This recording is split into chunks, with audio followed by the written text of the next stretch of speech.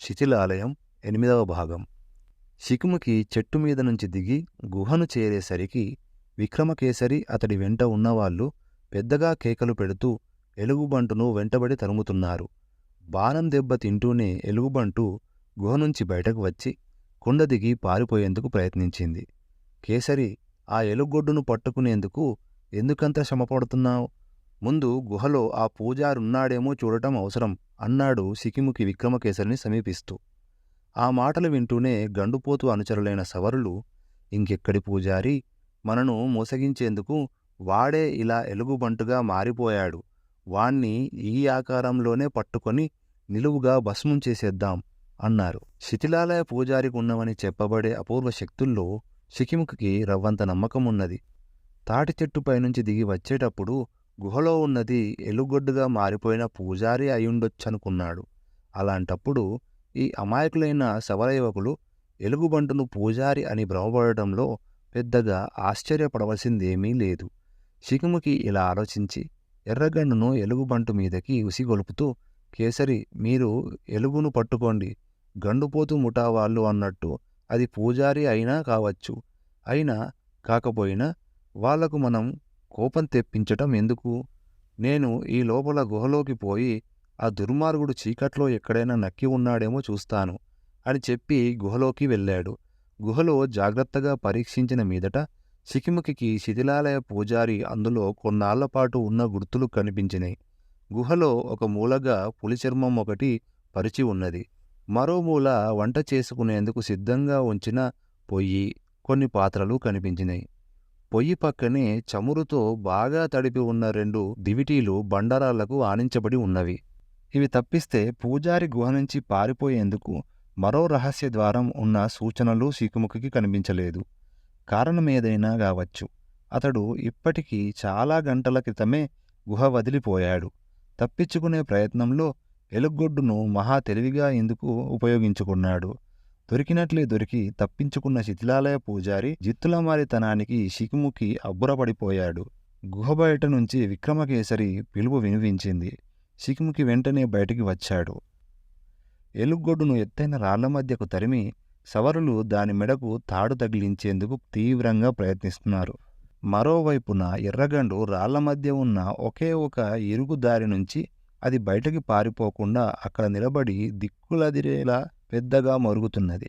విక్రమకేసరి శిఖిముఖి దగ్గరికొచ్చి చిన్నగా, శిఖి, ఈ నల్లమొద్దు శిథిలాలయ పూజారి కానే కాదని నాకు తెలుసు. కాని సవరుల మూఢ విశ్వాసాన్ని తృణీకరిస్తే మనకు కొన్ని అనవసర చిక్కులు ఎదురయ్యే ప్రమాదం ఉన్నది.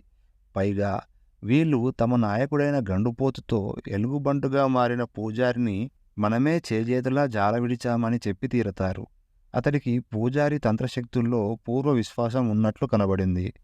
ఆ దుర్మార్గుడి వల్ల చిక్కుల్లో పడిన తరువాత గండుపోతుకు అతడి మీద నమ్మకం పోయి ద్వేషభావం కలిగిందని నేననుకుంటున్నాను. ఏమైనా కొండ కింద నుండి పూజారి గుహను కాపలా కాస్తున్న వాళ్లకు వాడు బయటకు పోయిన సంగతి గాని ఈ ఎలుగుబంటి లోపల ఉన్న విషయం గాని తెలియదు. అందువల్ల దీన్ని పట్టుకుపోయి మా అయ్యకు గండుపోతుకు చూపటం మంచిది. ఆ తర్వాత అరణ్యంలో పూజారిగాడి వేట మళ్లీ ప్రారంభిద్దామన్నాడు శిఖిముఖి. శిఖిముఖి ఎలుగుబంటు ఉన్న చోటుకు పోయి రాళ్లమీద నుంచి దానికేసి చూశాడు. అది పెద్దగా గాండ్రిస్తూ వారిపోయేందుకు ప్రయత్నిస్తున్నది.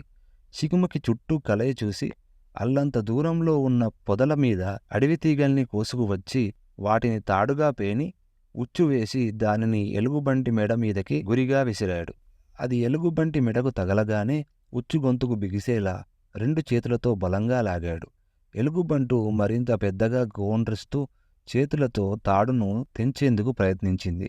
శిఖిముఖి హెచ్చరించగానే విక్రమకేసరితో పాటు 2 సవరులు అతడి చేతిలో ఉన్న తాడును గట్టిగా పైకి గుంజారు. ఎలుగుబంటి ఆ గుంజుడు వేగానికి 1-2 అడుగులు నేలమీద నుంచి పైకి లేచింది. శిఖిముఖి అదే అదనుగా దాని మూతికి ఒక అడవితీగను గట్టిగా 2 చుట్లు చుట్టి ముడివేశాడు. శిఖిముఖి విక్రమకేసరి కలిసి ఎలుగుబంటును రాళ్ల మధ్య నుంచి బయటకి లాగి దాని మెడకు బిగిసి ఉన్న తాడును సవరులకు ఇచ్చి, ఇక తిమ్మగూడానికి పదండి. ఇది అడవిగొడ్డో లేక శిథిలాలయ పూజారో మీ నాయకుడు సవరగండే తేలుస్తాడు అని చెప్పాడు. వాళ్ళు ఎలుగుబంటితో గూడెన్ని చేరేసరికి అక్కడ స్త్రీలు పిల్లలు గుంపులుగా పోగై పూజారి ఎలుగు పూజారి ఎలుగు అని కేకలు పెడుతూ వాళ్ళతో పాటు శివాలుడు సవరగండుపోతూ ఉన్న గ్రామ చావడికి వచ్చారు. శివాలుడు ఈ గందరగోళం ఏమిటా అని చావడలోంచి బయటకు వచ్చి తన కొడుకును ఎలుగుబంటును చూస్తూనే, ఏమిటిది, ఆ దుర్మార్గుడు పూజారి గుహలో లేడా అని ప్రశ్నించాడు.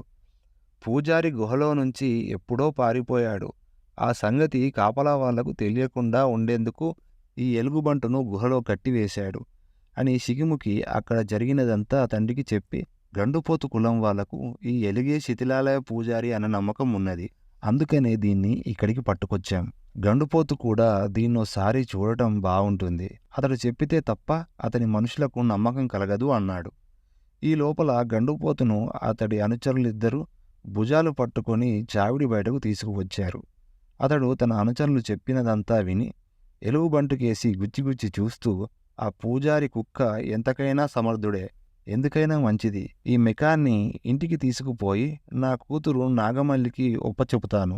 మళ్ళీ ఈటే కత్తి తీసుకున్నదంటే ఇది నిజం చెప్పి తీరుతుంది అని తన అనుచరులకేసి తిరిగి, మన జాగ్రత్తలో మనం ఉండాలి. ఒకవేళ ఆ పూజారి కుక్క అరణ్యంలోనే తిరుగుతుండొచ్చు.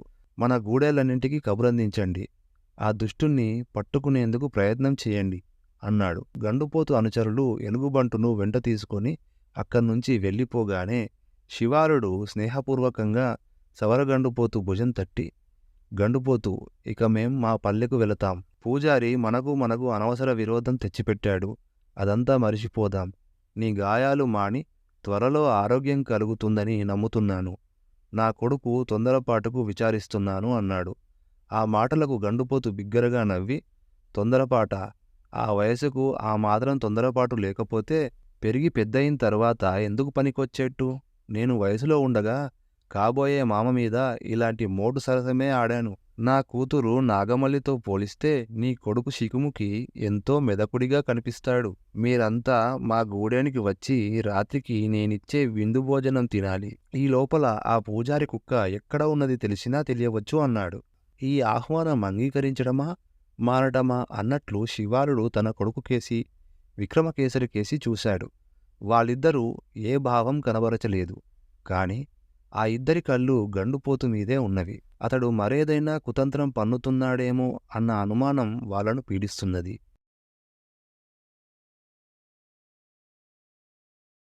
శివాలుడి ఆలోచన గ్రహించిన వాడిలా సవరగండుపోతూ తలాడిస్తూ, ఒక కులం పెద్ద విందుకు ఆహ్వానిస్తే మరో కులం పెద్ద రాననటం నేనింతవరకు చూడలేదు వినలేదు అన్నాడు. సరే గండుపోతూ, అలాగే వస్తాం. కాని ఇక్కడ ఉన్న మా పల్లెవాళ్ళందరూ మాత్రం మీ గూడానికి వచ్చే అవకాశం లేదు. నేను శిఖిముఖి విక్రమకేసరి మరి 4-5 మా వాళ్ళు మీ గూడానికి వస్తాం. మిగిలిన వాళ్ళంతా చీకటి పడే లోపల మా పల్లెకు పోవటం అవసరం. ఆ శిథిలాలయ పూజారి పల్లె మీద మరెలాంటి ఘోరానికి పూనుకుంటాడో ఊహించలేం కదా అన్నాడు. అదీ నిజమే. ఆ కాట్ల కుక్కను పట్టుకుని చిత్రవధ చేసే వరకు నాకు మనశ్శాంతి ఉండదు. బయలుదేరదామా అన్నాడు గండుపోతు. శివాలుడు తన అనుచరుల్లో 4-5 మాత్రం తన వెంట ఉంచుకొని తతిమ వాళ్లను కుంభారమిట్ట పల్లెకు పోయి రాత్రల్లా తగు జాగ్రత్తలతో ఉండమని హెచ్చరించాడు. ఆ తర్వాత గండుపోతు అనుచరులు తమ నాయకుడికి ఢోలీ ఒకటి తయారు చేసి అందులో అతన్ని కూర్చోబెట్టి దాన్ని అటిద్దరూ ఇటిద్దరూ భుజాలపై ఎత్తుకొని తమ గూడెంకేసి బయలుదేరారు. శివాలుడు శిఖిముఖి విక్రమకేసరి దాన్ని అనుసరించి ప్రయాణమయ్యారు. దాదాపు 1 గంట ప్రయాణం తరువాత అందరూ సవరపల్లెకు చేరేసరికి పల్లె మధ్యలో ఉన్న గండుపోతు ఇంటి ముందర పల్లెవాసులంతా గుమిగూడి నవ్వుతూ కేరింతలు కొడుతూ గంతులు వేయటం వాళ్ళకు కనిపించింది. శివాలుడు పల్లెవాసుల ఉత్సాహం చూసి శిథిలాలయ పూజారిని వాళ్ళు పట్టుకొచ్చారేమో అనుకున్నాడు.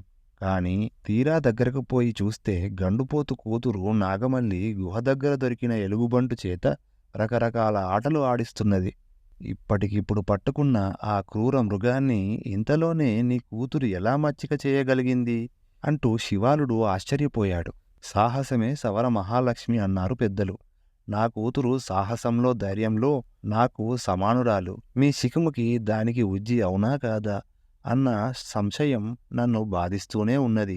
ఇలా అన్నానని ఏమీ అనుకోకు శివాలు అన్నాడు గండుపోతు కూతురికేసి ఆప్యాయంగా చూస్తూ. నాగమల్లి తండ్రిని చూస్తూనే ఎలుగుబంటు మెడకు కట్టి ఉన్న తాడును వదిలి అయ్యా, నడవలేనంతగా గాయపడ్డావా? ఏదో చిన్న దెబ్బ తగిలిందని చెప్పారే మన వాళ్ళు అంటూ తండ్రిని కావలించుకొని కన్నీళ్లు పెట్టుకున్నది.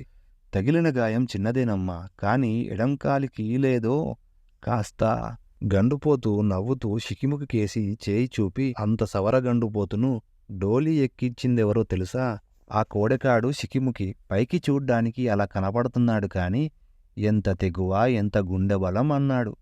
నాగమల్లి చప్పున తల తిప్పి షికిముకి కేసి చూసింది. క్షణంలో ఆమె కన్నీళ్లు మాయమైనాయి.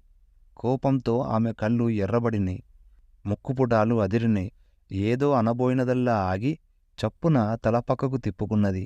ఇదంతా గమనిస్తున్న విక్రమకేసరి షికిముకితో రహస్యంగా, షికి, మనకు విందు చేయటంలో గండుపోతు ఎత్తుగడ ఏమిటా అనే ఇంతవరకు మనం ఆలోచిస్తున్నాం. అతడు మహా అంటే చేయగలిగేది ఆహారంలో విషం కల్పించడం మాత్రమే. కాని అతడి కూతురు నాగమల్లి నీ మీద పగబట్టినట్లు ఉన్నది, జాగ్రత్త అన్నాడు. షికిముకి ఏదో అనబోయేంతలో ఎలుగుబంటు గాండ్రిస్తూ అక్కడ చేరిన గుంపు మీద పడి పంజాలతో అందినవాణ్ణి అందినట్లు కొట్టి రక్కసాగింది. గుంపులో ఆహాకారాలు మొదలైనాయి. నాగమల్లి, షికిముకి తప్పుకోండి, తప్పుకోండి అని పెద్దగా కేకలు పెడుతూ ఎలుగొడ్డు కేసి పరిగెత్తారు. ఇంతటితో శిథిలాలయం 8వ భాగం పూర్తయింది. తర్వాత భాగం కోసం పాతకాలం కథలు ఛానల్ని సబ్స్క్రైబ్ చేసుకోండి.